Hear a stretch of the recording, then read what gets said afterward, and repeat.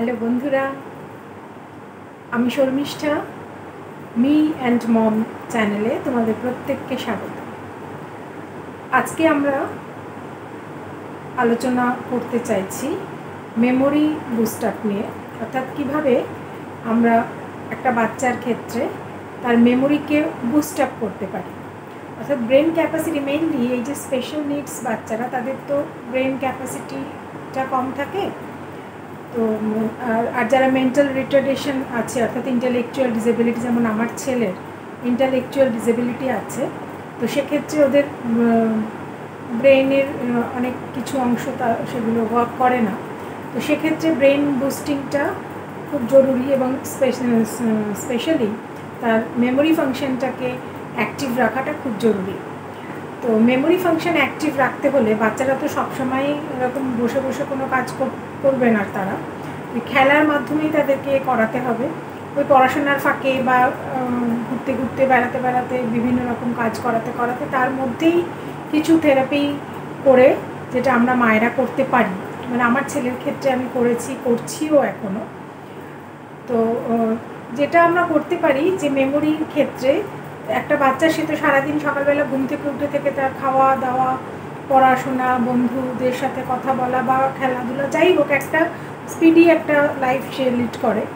তো সে যখন রাত্রে ঘুমোতে যাচ্ছে, তখন যদি ওকে একটু প্র্যাকটিস করান যে বসে একবার মেমোরাইজ করবে যে তুমি সকালবেলা কটার সময় উঠেছিলে, তারপরে কি করেছো, ব্রাশ করেছো কি না, কখন করেছো ব্রাশ করার পরে কি করলে, তারপরে কি খেলে, খাওয়ার পরে কি পড়াশোনা করলে, বা তোমার বাড়িতে সেই সময় কেউ এসেছিল কি না, কারা ছিল, বাবা কী করছিল, মা কী করছিল, বা দাদু ঠাকুমা যিনি আছেন যারা আছে তারা কে কী করছিল, তারা কি কথা বলেছিল, মানে আগে প্রথমে একটু একটু করে কারা ছিল সেটুকু যদি সে মেমোরাইজ করতে পারে, করার পরে তারা কি করছিল, এরকমভাবে মিনিট 5-10 তার সাথে, বাচ্চার সাথে যদি একটু কথা বলে ব্যাপারটাকে মেমোরাইজ করানো যায়। সকাল থেকে এই পর্যন্ত তুমি কি কি করলে। প্রত্যেক দিন একই রকম গল্প করলে তারা তো সেটা করবে না। ধরুন প্রত্যেক একদিন শুধু খাওয়ার ওপরে জিজ্ঞাসা করলেন যে সকালবেলা উঠে কী খেয়েছো, দুপুরে কী খেয়েছো, বিকেলে কী খেয়েছো, তখন কী খেতে ইচ্ছে করছিলো, এরকমভাবে। পরের দিন হয়তো কী কী খেলেছো, বাকি কী পরের দিন কী কী পড়াশোনা করেছো, এইভাবে সকাল থেকে রাত্রি পর্যন্ত তার চোখের সামনে একটা ভিজুয়ালাইজেশন করা যে আমি কি করলাম সারাটাক্ষণ, সেটুকু যেন মেমোরাইজ যদি করতে পারে রেগুলার বেসিসে, তাহলে কিন্তু খুব মানে ফ্রুটফুল হয় জিনিসটা। আরেকটা যেটা, যে শুতে যাওয়ার সময় কানের মধ্যে না দুটো আঙুল দিয়ে এরকম করে আমরা যদি সোজা হয়ে বসে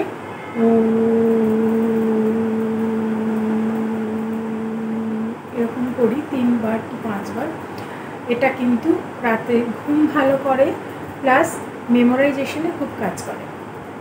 এটা আমার ছেলের যিনি ফিজিওথেরাপিস্ট ছিলেন আগে, তো উনি এটা বলেছিলেন, এবং আমি কিন্তু খুব মিরাকল কাজ এটা পেয়েছি, এবং ওর মেমোরাইজেশনে সেরকম কিছু প্রবলেম নেই, যদিও এখনও এগুলো মেনটেন করে আর কি। এখনও রাতে শুতে যাওয়ার সময় করে শোয়া 2-3 বার করে। আর যেটা উনি বলতেন যে কানের মধ্যে দিলে যে একটা অনুরণন হয় না, মাথার মধ্যে সেই একটা অনুরণন হয় আর কি, একটা সেই যে ব্যাপারটা যেন হয়,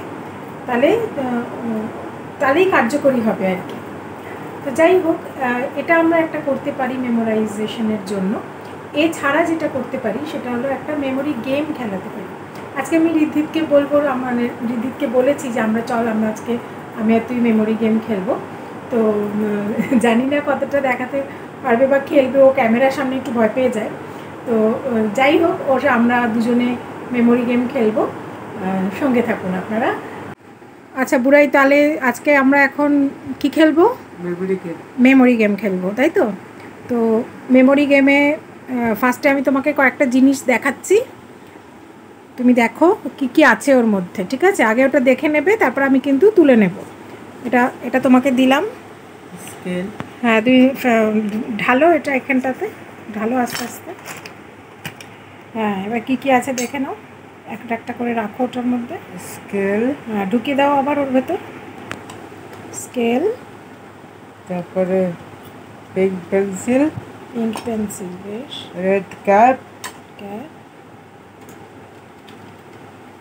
এটা কি? ট্যাবলেট ইরেজার, ট্যাবলেট ইরেজার,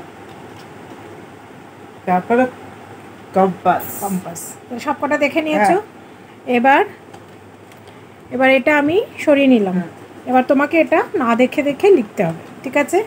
তাহলে উপরে আগে লিখে নাও মেমোরি গেম।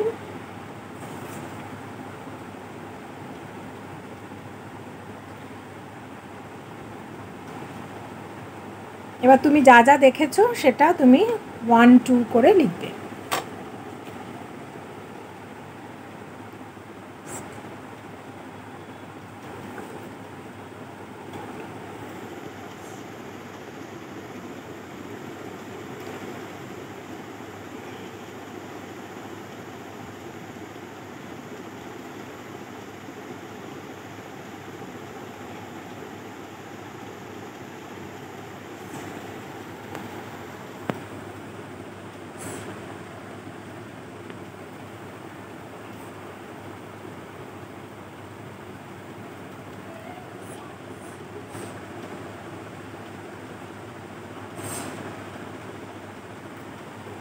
কটা জিনিস হলো?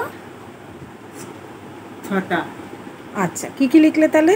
Scale, pink pencil, red cap, medicine, eraser, compass.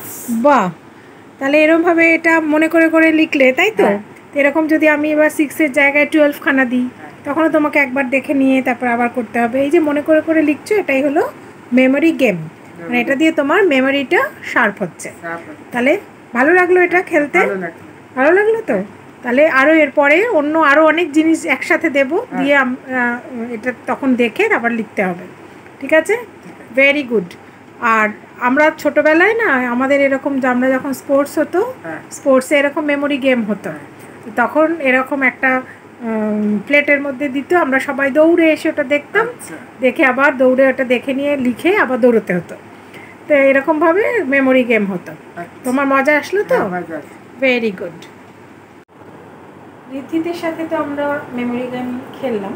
এবার এই যে মেমোরি গেমটা আমি ওকে 6টা জিনিস দিয়েছি, 6টার মধ্যে একটা জিনিস নতুন ছিল, সেটার নামটাও মনে করতে পারছি না। তো একটু ক্লু দেওয়ার পরে আবার সেটা ধরা পড়লো। এরকমভাবে তোমরা নতুন কিছু জিনিস পুট করে, অথবা মানে 6টা, আজকে 6টা, কালকে 8টা, পরশু 10টা, এরকমভাবে সংখ্যা বাড়িয়ে আস্তে আস্তে মেমোরাইজেশনের পাওয়ারটাকে আমরা বাড়াতে পারি। এভাবে আমরা মেমোরাইজ করাটাকে একটা খেলার মাধ্যমে করে নিই, যদি একটা রেগুলার প্র্যাকটিসের মধ্যে রাখি, তাহলে অবশ্যই ইমপ্রুভমেন্ট হবে। আমাদের ভিডিও যদি তোমাদের ভালো লেগে থাকে, অবশ্যই লাইক করো, কমেন্ট করো, আরও কীভাবে আমরা কী নতুন টপিকে আমরা এটাকে নিয়ে আসতে পারি। আর অবশ্যই সাবস্ক্রাইব করে চ্যানেলের পাশে থেকো। ভালো থাকবে সকলে।